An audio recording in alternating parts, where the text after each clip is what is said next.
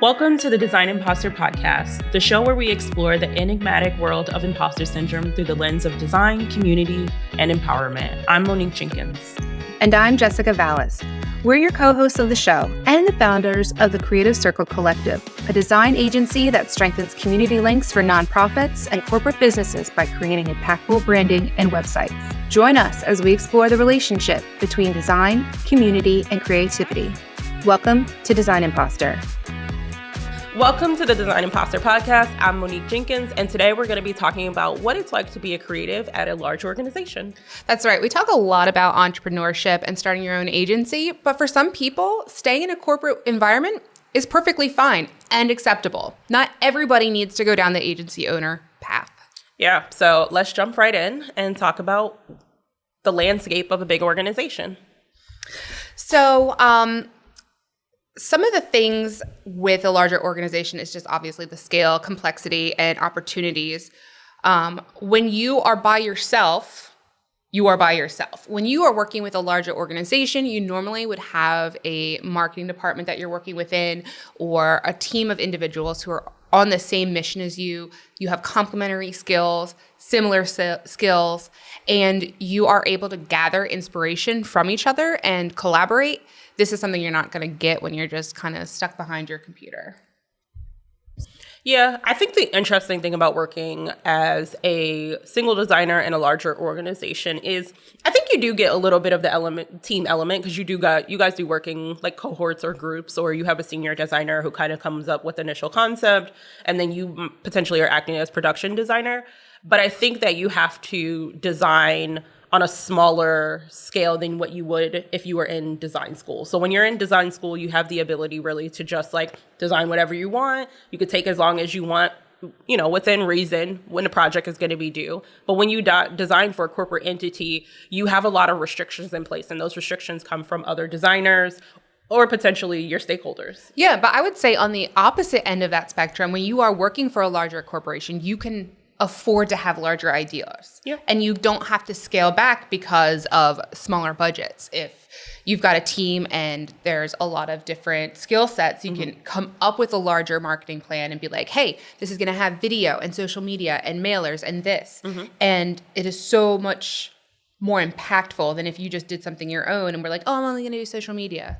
Agreed, if the company is willing to pay for it. Yeah. And you got to think about the bottom line. At the end of the day, whatever event or whatever design they're kind of, building out for is probably for a reason, and they have to think about the bottom line. I don't think it's an everyday occurrence, but freedom you is have definitely that opportunity to make something that's really impactful. Yeah, I agree. The other thing, I was talking to a former intern, Rebecca. She did our headshots for the podcast, and yesterday we went out for lunch. And she started her own little freelance business, and she does photography, and she's doing some social media marketing. And I was like, how is it going? And she's like, I started a part-time job just because I missed interacting with people. Yeah. Because I'm just behind my desk all the time. And I was like, I completely get that. Yeah. So, I miss that element of being like, hey, and this is why, some corporations are like, you have to be at your computer and I'm gonna watch you. It's because you just miss like water cooler talk. Yeah. Bop it over to somebody's desk and be like, so what did you do this weekend? I got to tell you, I got some tea. Yeah. That's the worst part for me. I don't need any of that. But I guess I get a lot of that from like events and things like that I run. You get like a sense of community when you work with other people in an environment and you build a relationship. Not to mention the daily, because we know how Jessica feels about the daily. But in the daily episode that you were referring to, the workplace malaise. Yeah, workplace malaise. They were talking about how younger designers or younger people in general aren't getting the promotions that they normally would at specific intervals because they don't have that community kind of focus that they do when you work for a larger organization and you're actually in office all the time. Yeah, and then they also talked about, like influences further down the line. You don't have connection. So if somebody else leaves the firm and they're like, hey, I know somebody who'd be great for this position. Yeah. You just don't get that when you're by yourself. Yeah. And when you're a freelancer, I know plenty of people who they started as a freelance and then they're like, I had a bigger opportunity come up working for somebody else, so I took it. Yeah. I think that I think that white labeling usually does that, which is that you have the ability to be part of a larger structure and you don't feel so solo. Being an entrepreneur can be very daunting at times. So working in a corporate environment, I think, gives you this sense of community that people are looking for, but also gives you the ability to kind of understand how corporate culture plays a larger part in your growth over time. So inside of navigating a corporate structure, I think that there's a big mindset shift that needs to happen with a lot of designers. When you're in an academic environment, I think that you have the ability to kind of like play around with your wildest dreams and like ideation in a grander sense. You can explore different paths and things like that. When you are working inside of a corporate structure, you have stakeholders, you have other designers, you have deadlines, and a bunch of different constraints that you have to work within. So you no longer are able to use the color palette that you love.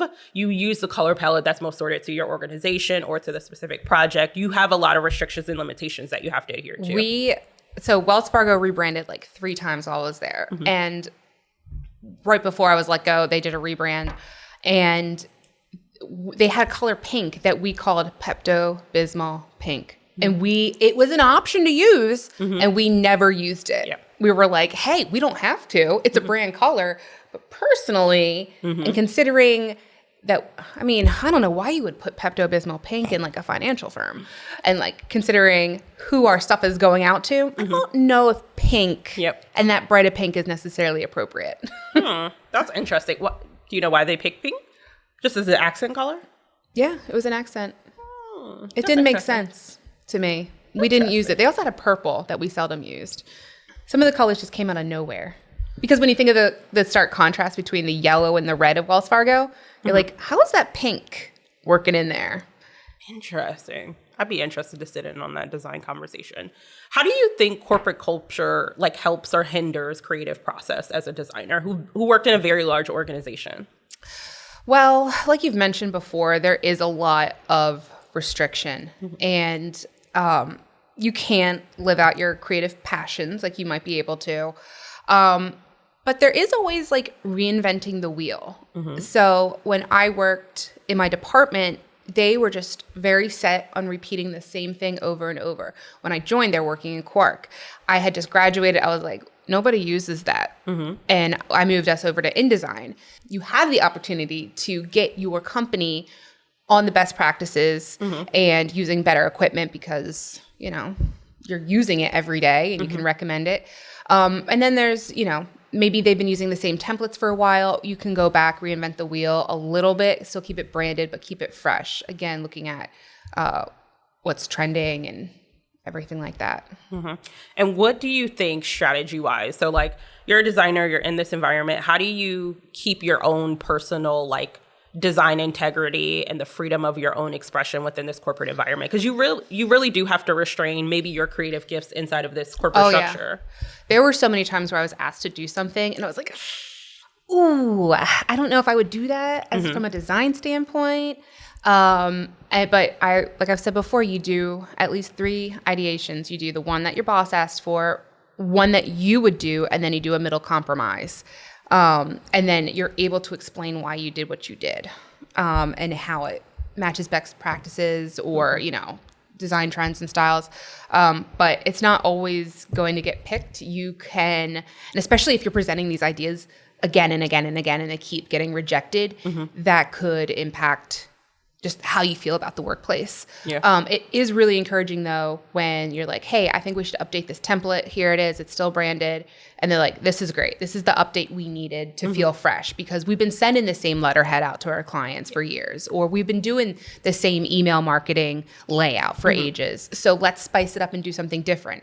And when you have a company that's open to that change because they know that marketing is constantly changing and evolving, and design is constantly changing and evolving. So a company has to be willing to do that. And in order to change and evolve, you have to have minds that are willing to work and be creative. And if you are working for a company that's like, no, then they're not a healthy fit for a creative. That being said, like they still need them. But it's a give and take. You can either have that company that's very supportive of change and they're like, you know best, you know how to do this, versus ones who are like, well, this is how we've done it and we're going to continue to do it this way. I just need you to change the pictures every month. Okay. So I think there's a little bit of like so I'm going to do a little bit of a give and pull if I had to answer the same question, which is, I think when I've worked on the marketing side of corporate entities, they've been a lot more freer in the like exploration of design. But I think as I've been on like the legal side, they have a very specific like nuance thing of like what they can and can't do. So I think at least at some of the companies I've worked for, there's been an opportunity for you to be really rigid, maybe potentially in the conceptualization of like a manual. Like the text is always laid out in this specific way. It always uses this font. It always uses these colors. But I think the marketing side, you're trying to like pull people in. So I think that there's a lot more creative expression and freedom in that side of the business. In adherence of like color guidelines and stuff like that, but more freedom on marketing than I've ever experienced on like the more like corporate maybe. Yeah, I would say so, because we were working with financial analysts and their clients. They're not pulling in new clients from branded materials. You know, they're not sending them mailers and be like, hey, you know, come give me a lot of money or like, let me advise you on your stocks. They're not getting that from mailers. Yep. They're getting it and like strengthening their relationship with their client from having reports that are printed the same way every time, from sending them booklets with a review of all the analysts and their stocks and stuff. And it's consistent every time. And I mean, that's good. You don't always need to reinvent the wheel because the client knows what to expect. And when you are something like a financial firm or a law firm, that's important. You can't look like you're changing at a whim. Yeah. So you do have to have an effective design from the get-go. I'm trying to think about my experience working for a financial publisher. I feel like that was a little bit more free than maybe more other financial publishers were.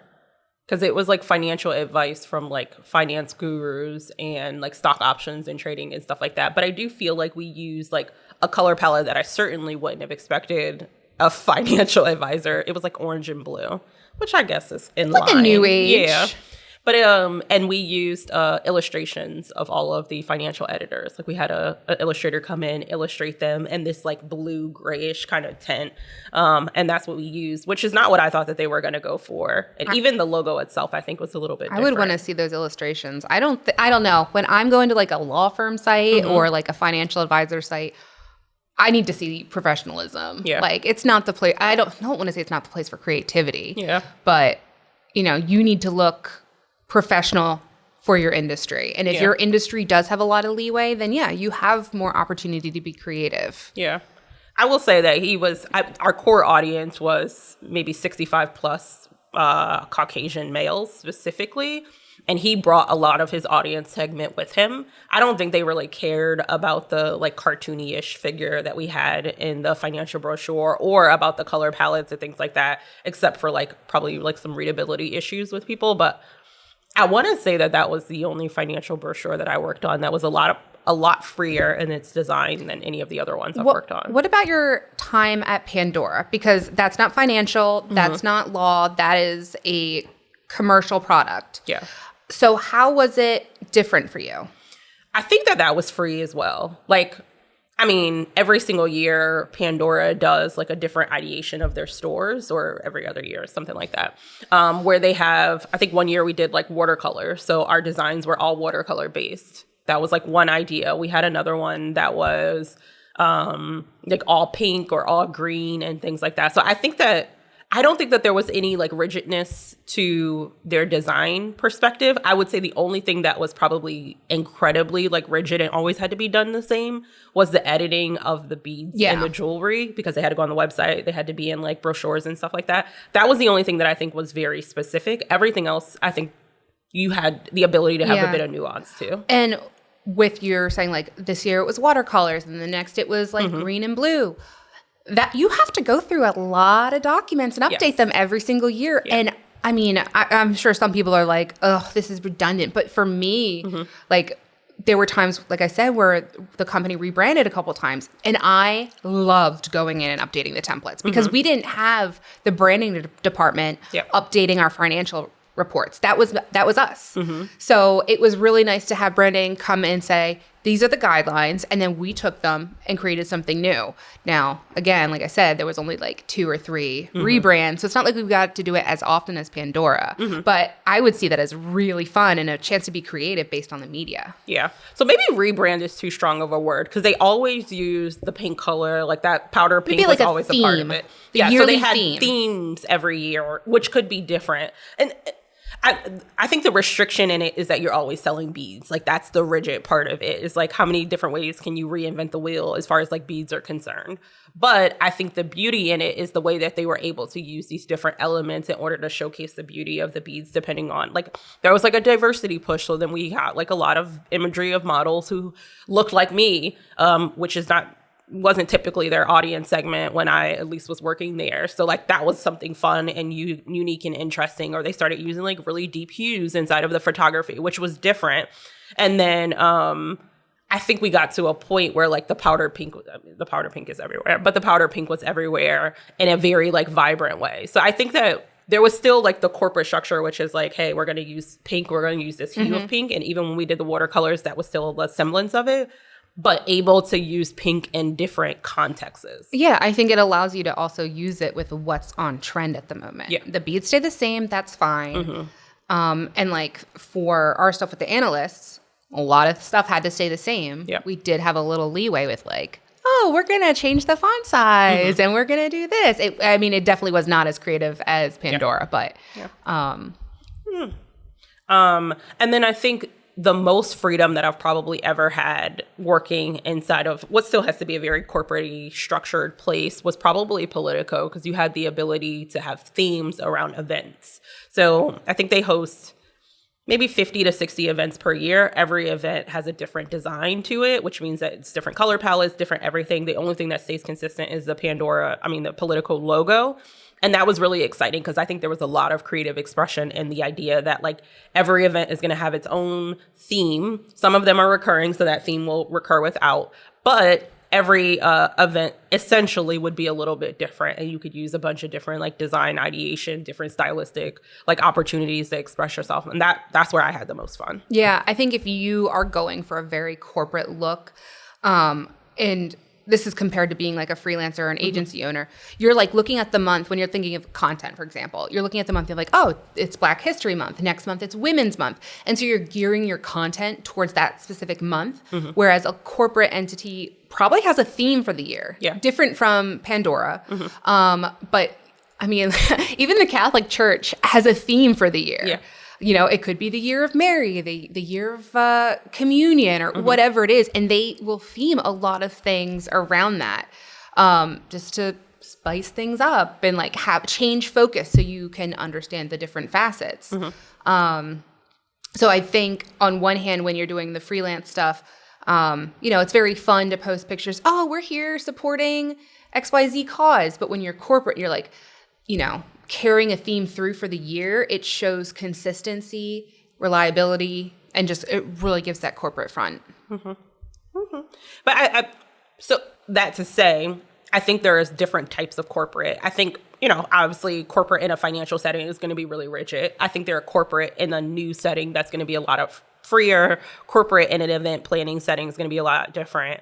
So I think corporate, depending on industry, will specifically allow you creative expression and freedom in some respects where it wasn't in others. Yeah. So let's pivot a little bit and talk about the collaborative aspect of working in a large organization. And working in a large team, how does it affect the projects that you work on? So obviously I talk about Wells Fargo because it's the only place I really worked for my entire career.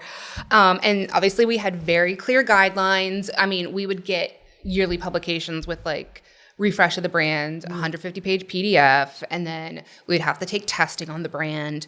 And it came with, training on your fingertips. And I really appreciated that we were so educated on what we were supposed to do.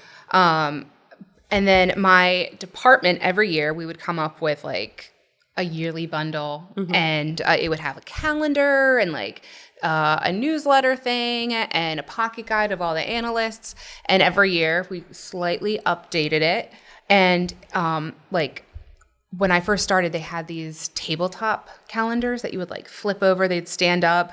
But they were kind of like a sloppy rebrand from Wachovia before they were acquired. Yep. And they had cartoons on one side or like comics. And it never sat well with me. But when the lead designer was out on vacation, I went and updated the calendar and I presented it to my boss and was like, why don't we just have a hang down calendar that they can pin to like their clipboard or whatever. Yeah, standard stuff. And then based on that design, they were like, okay, let's update the rest. Let's make sure that the front of this calendar looks like this because we didn't have that capability before. And it was really fun putting together this bundled package that we would literally seal with a ribbon. And just to see everybody's pieces come together in this like end of year packet. It was always like, yes, we made the deadline. Do you have a project that stands out to you where you were grateful to have a team around you? Yeah. Oh, I know. I worked at a fintech organization, and I had a phenomenal, loving, I love them so much, team that we worked with. Joe, Kelly, let me see, Patrick, Shearing, what's the other one? Someone else, I'm missing somebody. But I loved being part of that design team. It was so special to ideate with people who are so crazy smart, smarter than me in a million different ways. But one of the things that I always really, really loved is we were working on a one-click application flow for a product and going back and forth on what the customer dashboard is supposed to look like. And Kelly specifically, the way that her mind works, the way that she ideates around design concepts is like light years ahead of me. But she did such a good job about like creating all of these different riffs of her design and then justifying them. She would put all of her designs together. She put like a little synopsis there that would tell you like why she headed down this direction, what her proof was from user testing and things like that. And I absolutely love that. And we'd get together as a team once a week and we'd like riff on each other's designs and like in person, like just riffed on each other's like ideas and concepts. And that's the best team that I've ever been a part of. Yeah. When you have a team that can support you like that, and sometimes it's you supporting somebody else, like they just inspire. Yeah. And as a creative, you need that. Yeah. I felt so like seen and heard and loved inside of that corporate environment with those specific people because I felt like they understood and they got it. And we were able to challenge each other's ideas and concepts. Like we could be like, oh, you know, why did you use this color? Or did you think about this construct and things like that? And it was never like, why are you critiquing my design? It was, oh, I didn't even think about it in that way. Let me change this. What if we did this here? So we'd all be inside of a Figma file together, just like copying and pasting off of other people's boards and like putting things together. And then that way, when we present it to our stakeholders, it was something that we all had a piece in, that we all loved, that we all could contribute. And then sometimes Kelly presented things and we didn't even need to comment because it was perfect. It was just magic. Yeah. What she put together was absolutely incredible. Yeah. We're working with Andre for our new logo and he puts things together in Figma and I'm like, yep, this is fine. This is perfect. We can go as is. This is good. He's probably like, these are the easiest people I've ever created logos for. But we really from the creation of the Pinterest boards that we make for him as our design inspiration and the way that he articulates, even the way he presents out the logo concepts to us, it's just so seamless and we can understand his thought process and his logic. And believe me, if you created a logo with me, we'd have revisions. Oh yeah, we'd have a lot. But the good thing is, and this is the designer in us, is when he sent us the first version of the Creative Circle Co., we both pulled it up and we edited it. Yep. And we sent it to each other. We're like, if he could just do this part, it would be perfect. But that's kind of like the process that you were talking about, is somebody presents an idea, other people come in. I mean, most clients are not going to be like, let me color on your design. But it was a collaboration. Yeah. Yeah. I think that makes design so much more special. In talking about like team structure and context, was there ever a point in your corporate career where team dynamics just weren't working well and you had a problem? And how did you deal with it? The whole time. Everybody that worked in the department was my mom's age. I was the youngest person there. I would get accused of like flirting with people who were my own age. There were not that many on the analyst floor. So like, what are you doing on Friday for dinner? Like, let's make you know, similar age coworkers, and they'd be like, "You're flirting too much on the analyst floor." They're like, that's not what's happening here, guys. Yeah. Or just like they're talking about their families and like, "Oh, I've got to go to my daughter's recital." And I'm like, "It is the middle of the workday. We have a deadline on Friday. Like, what are you doing?" And like not understanding that, and then like me almost resenting it a little bit. Now as a parent, I'm like, you know, I really, first of all, I hate recitals. I hate like school plays and stuff. So I will not be going to them. Sorry, George and Finn. Sorry, Zuri. I also will not be a part of that. I'm not participating. But like understanding that like there are people relying on you and you're just going to dip out for like an hour or two. That definitely caused resentment with me. I had shared in a previous episode that the other designer that I worked with, she had resentment towards me because I was approved to go back to grad school. She wasn't. There was always a competition between us. Like we would get told at the same time that maybe something needed to be updated, but I came into the office later. And so she might get briefed at 7 a.m. I didn't come in until 10:30. So I missed the brief. And then I had to be filled in on by her. And she might withhold information so that she could do certain aspects of it. And then I just kind of did the cleanup. Wow. Yeah, so there was just like things like that. It was definitely like, and then there's also just like people have different work ethics. Yeah. And you can't control what somebody's going to do with their time. Yep. Nothing that obvious in my space. I think that there's always and this is if you work in the UX field specifically, but if you work in an environment where you work with a project manager, engineering managers, an engineering team, your VP leadership and things like that, I think everyone's idea of the project is slightly different. So I think that we always face a little bit of team struggles with like what the most important thing would be. So you'd get like an initiative from your VP of product. That initiative would be slightly different from the engineering VP, which means that you guys are always on opposite sides of the spectrum. And you would create a design. Your engineers would be like, we don't like this.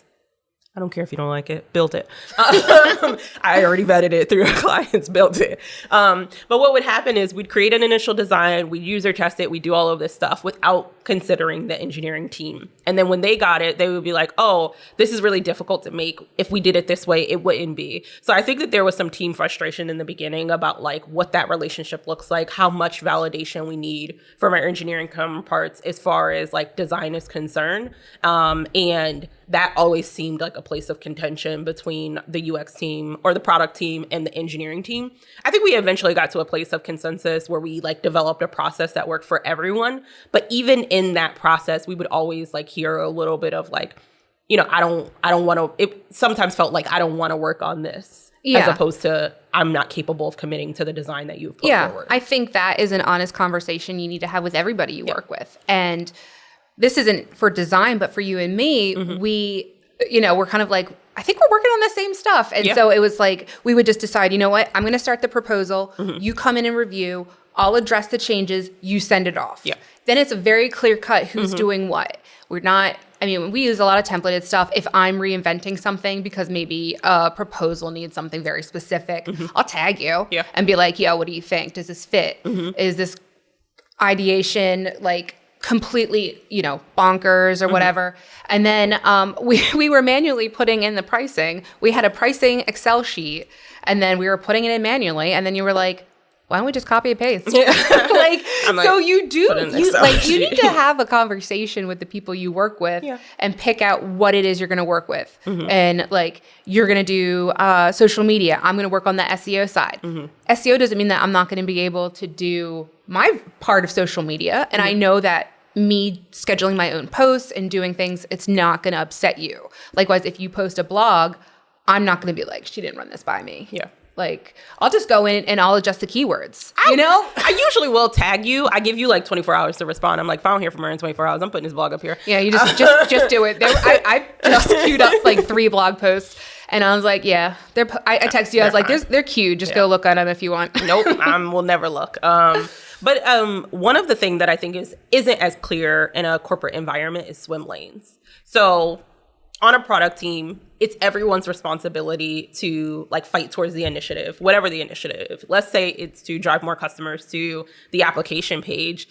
It's everyone's responsibility to get people to the application page, but the way that we all do it is different.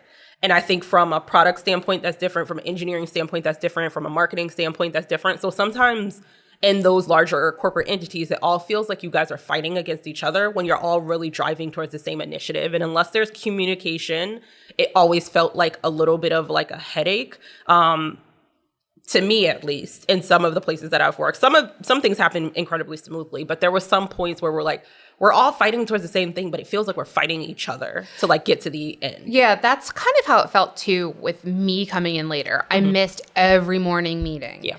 And I would bring it up. I'd be like to my boss and be like, I just don't feel like I'm part of the team all the time. And like, because of the way the market opens and closes, that's why I worked the hours I did, because I would work later and queue up reports for the next morning for the market open.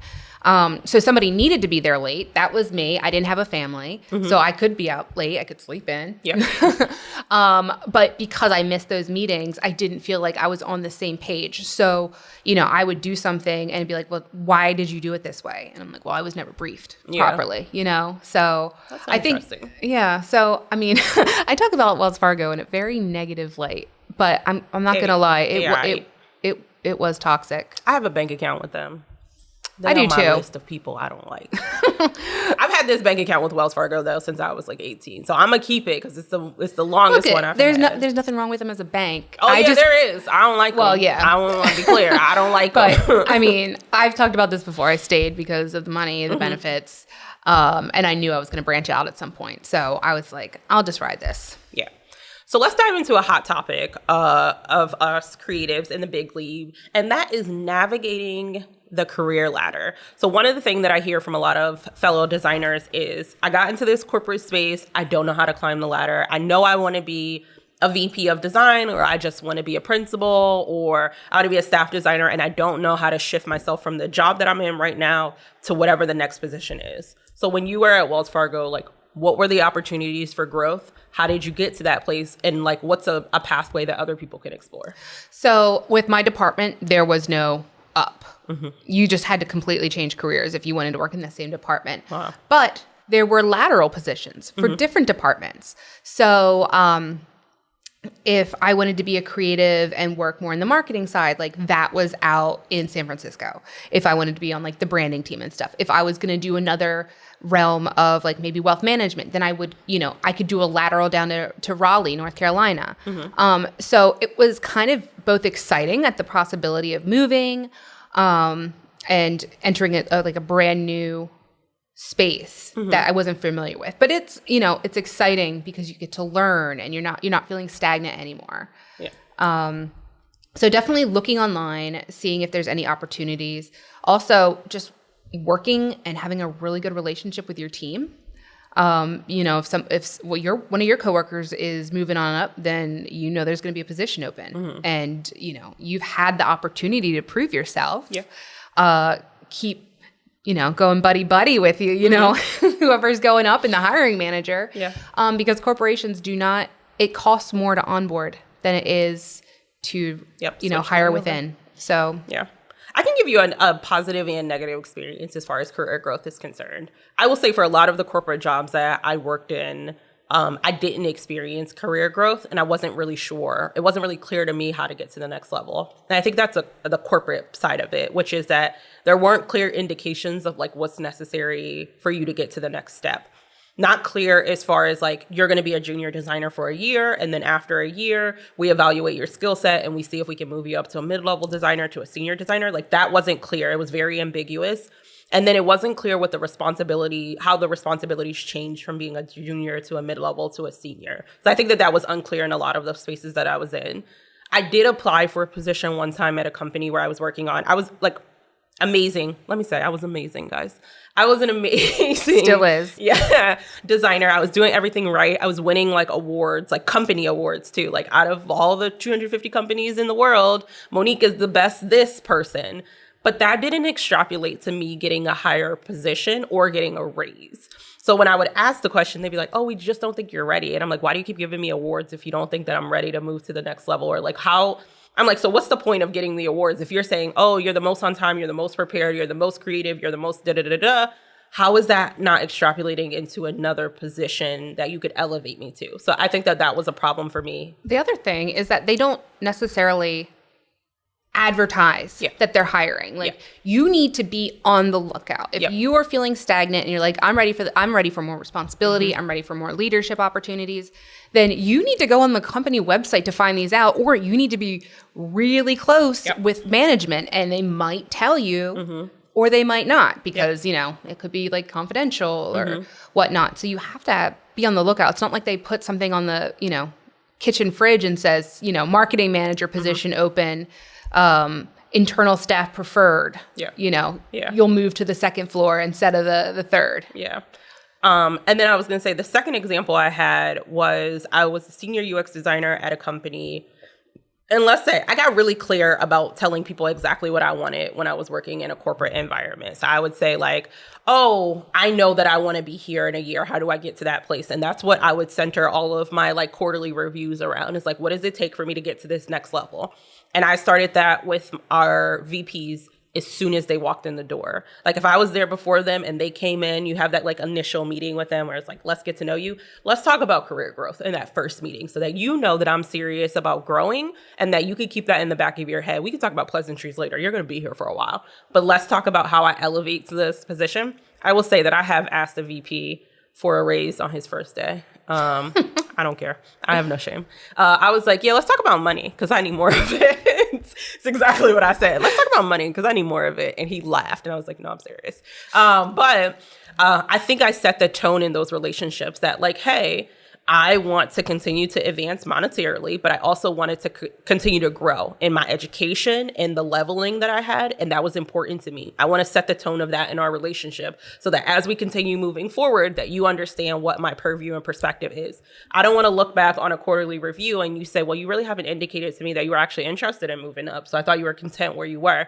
I'm never going to be content. Being stagnant is not my strong suit. I want to elevate. How do I do that? So when I think when I started to make that more known around our company, because I told the CEO too, same thing, I ain't shy. Hey, I want more money and I want this. Let's figure out how we can get me to the place that I want to get to. I don't recommend you telling that to your CEO. I just have a very casual relationship with everyone. And I don't care. I'm like, jobs are a dime a dozen. I can get another one. But one of the things that I think that was intentional on my part was being very specific about telling people what I am actually looking for and what I wanted. And then I think as I started to tell people, that's when I got the things that I wanted. So my first raise at that company was from senior UX designer to UX design manager. So managing our team or helping manage our team. And then I went from UX design manager to senior staff designer because we had lead off our design team and I ended up being the only person left. I'm the only one. So you can't manage anybody when you're the only one. But I think that all of those moves, so I think the first move to the second move, I got a $25,000 raise. And then the second move to the third one, I got a additional $20,000 raise. So in the 2 or 3 years that I was at this company, I got a raise of almost $50,000 just by being really intentional. And I mean, I did all of the other stuff too. Like you join the ERGs and you go to all the networking stuff and like talk to people and make your presence known within a corporation. But I think what really helped me in a corporate entity was getting really specific about what I want and what I didn't want. And when you go into corporate, at least the companies I've worked at, there are 2 different tracks. They ask you if you want to be a manager, like in a managerial track, or they ask you if you want to be an individual contributor. So it just means, hey, do you want to manage people one day, or do you just want to become a specialist in what you're doing? And that either track is completely fine. Exactly. But that track helps you to figure out what you should be pulling yourself into and what you should try to steer away from. Sometimes I think when you're interviewing for a job and they're like, where do you see yourself in 5 years? Not doing what I'm doing now. Not even here, guys. Sorry. But interesting, nonetheless. What opportunities for growth do you see large organizations offer for creative professionals? With the larger corporations, and we've already kind of touched on this, is the idea of like relocating. Mm-hmm. And I mean, I love to travel. I don't have a close-knit family where I am. It's not like I've got 25 aunts and uncles who will be devastated if I go somewhere new. But I think the idea of travel is exciting. The idea of completely changing departments. Larger organizations are going to have different departments. They're all going to need a designer. I mean, otherwise you're just going to inundate one department. Like with Wells Fargo, there was branding departments or like marketing departments for each of the facets. Otherwise it's just too much. And each one had its own individual brand. So I think it's also exciting to move around the organization and learn something else. You become more versed in the organization. You could, I mean, like at that point, like your values must really align with the company, which is exciting. We just had a conversation with our former classmates, and they were talking about, you know, moving, and how they found jobs, or and our one friend Tracy, who you'll hear from soon, she said that the company she worked for her corporate climb, she interviewed. It was for a remote position, and she was like, all right, I'm going to go move to Austin.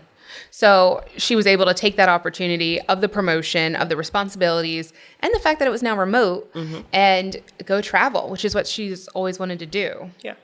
So I guess there can be freedom with corporate, especially with the remote. She said there's a corporate office in her city, so she goes and checks in every once in a while.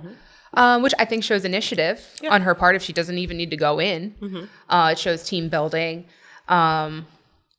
But those are like my two main things. Like I'm going to just project myself here because I want to travel and I want to experience new things. I don't want to be, I experienced this for so long where I was just doing the same thing on repeat. So having an opportunity to just move around a company internally or like geolocation. I always tell junior designers that when you just get out of school, I think it's really important for you to go work at a big organization. I think that's where you drag your heels through the mud, like get into the nitty gritty of all the things. But I also think it's where you have the least amount of responsibility. You're never going to let a $1 billion, campaign go out the door with only your eyes seeing it. You're never going to make as huge of a mistake as you would working at a startup in a large organization because there are so many checks and balances. It's really the time where you get to dig in, understand, learn, absorb. You have the ability to move laterally across the company inside of different departments and different divisions. You can move to a different subset or area. So you really get all of the things that you need. And then as you gain more experience, I would transition to a mid-sized company where you get a little bit more ownership, a little bit more responsibility. And then when you get some more years of experience, you move to potentially a startup. When you're at a startup, you're everything to everyone. You're the designer for branding and marketing. You're also the UX designer. You're also a videographer. You're also the everything to every single person who needs design services inside of an organization. But you're better equipped because you have this experience at a large organization, medium-sized organization to get to that place. So I always tell people when you're in a place of being a junior, that I think you should work for as big a company as will hire you so that you can kind of grind your bones. And even if you're doing something that's just not as enticing as like creating a design or conceptualizing from scratch, you're doing something that you can see potentially out in the real world.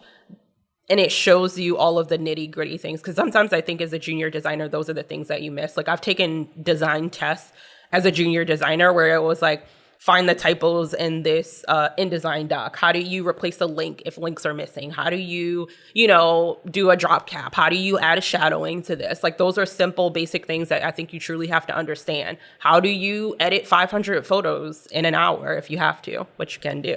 But I was like, but as a junior, you can create a script. You should create scripts. But I'm like, but as a junior, did I not go through hand by hand and edit 500 photos? Yes, because that is a thing that you can do because you don't have the context to know better. So I think working at a larger organization, you get to pick up all these tips and tricks from all these different people who have more experience than yourself. And then as you elevate yourself, you can go to potentially a smaller company if that's what you wish. Yeah. So I have two things. One is that when you're starting off fresh out of college or you've just pivoted into design, I would agree with you to work at a larger corporation because then when you are ready to move on to your next position, how much more impressive is it when you say, I worked for Wells Fargo. Now you're going down to a more local branch and they're like, okay, she has the corporate training. She knows the regulations. Yep. She understands branding. Yep. She can help elevate us.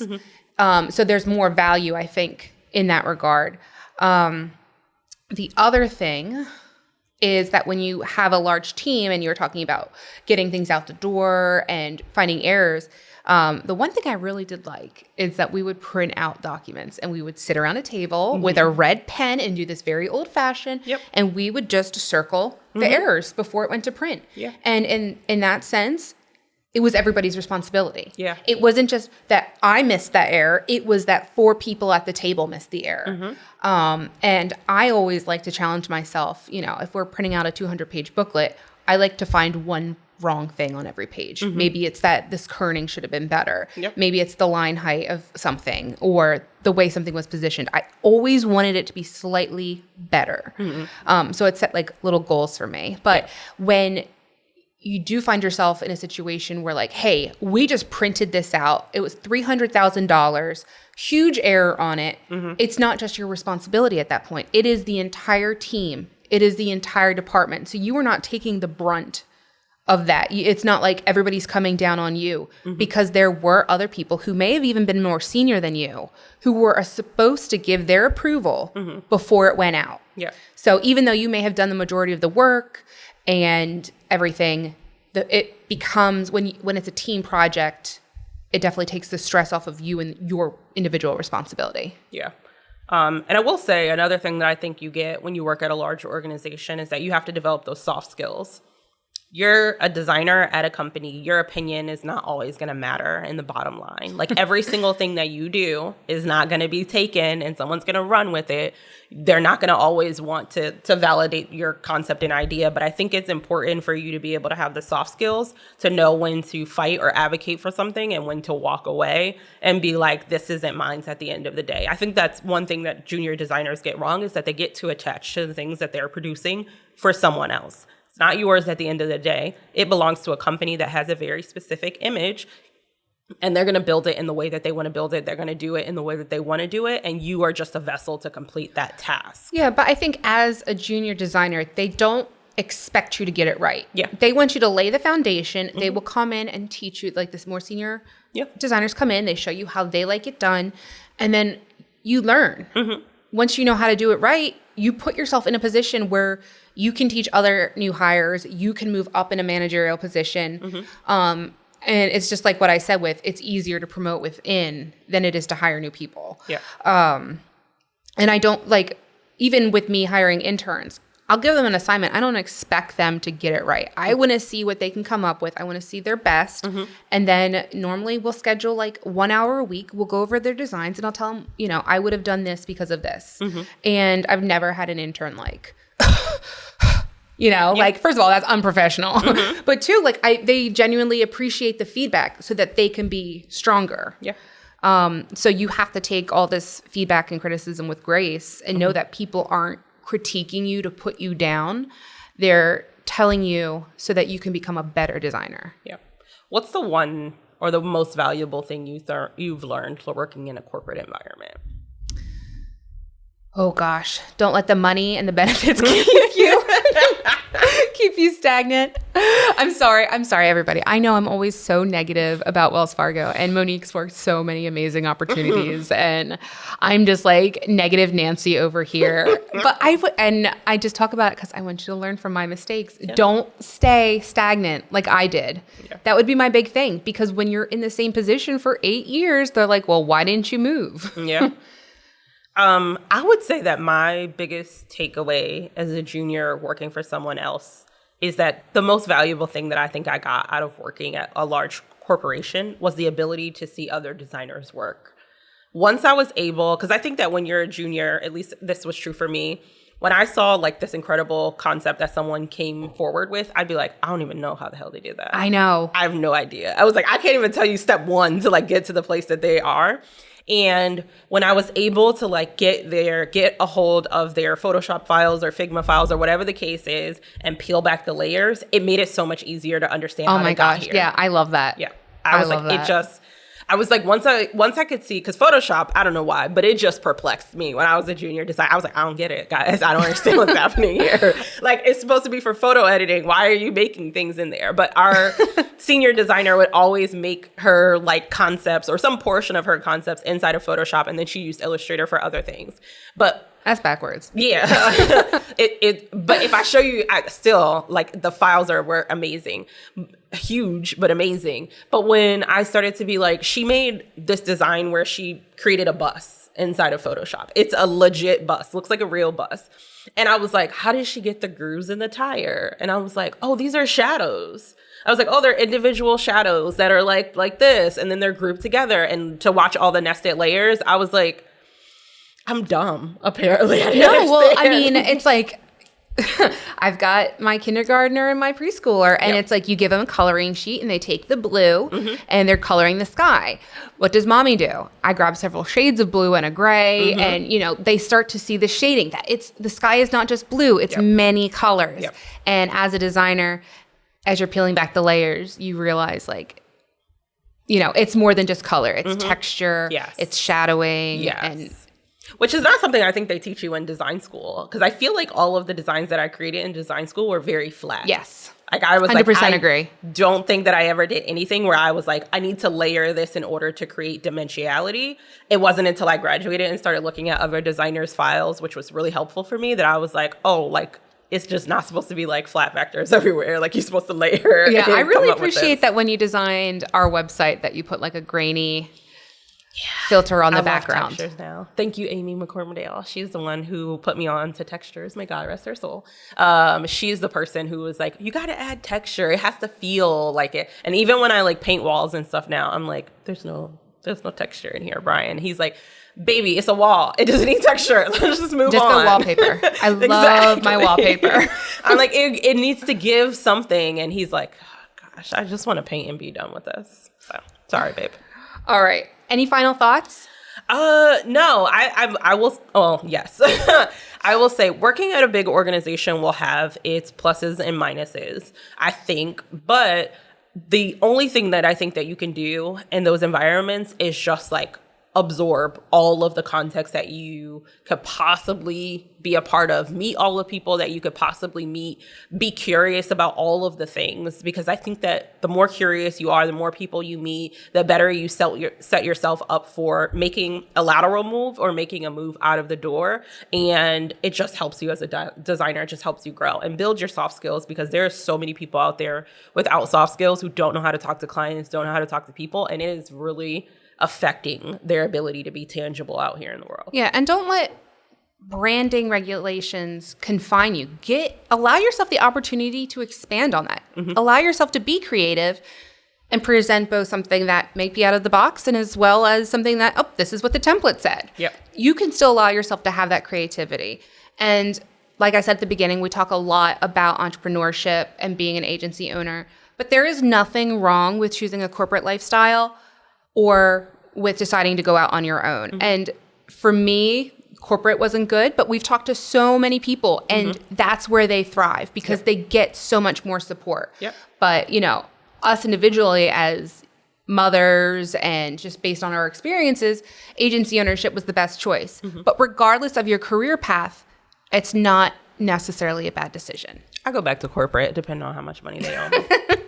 They want to pay me like, you know, a couple $100,000, and I'll be like, hey, let's get back in there. Anywho, let's wrap this episode up. It was so wonderful to see you guys or have you see us. And we'll see you later. Yeah. Thanks for joining us. As we conclude another episode of the Design Imposter podcast, remember, self-doubt may be a universal experience, but it should never define your worth or potential. Embrace the power of your creativity, trust in your abilities, and continue creating fearlessly. You belong in this space, and your contributions are invaluable to your community and those around you. Thank you for being a part of the Design Imposter community, and don't forget to subscribe and follow us on Instagram and Facebook, and leave a review to help other imposters find us. Until our next episode, keep those headphones ready.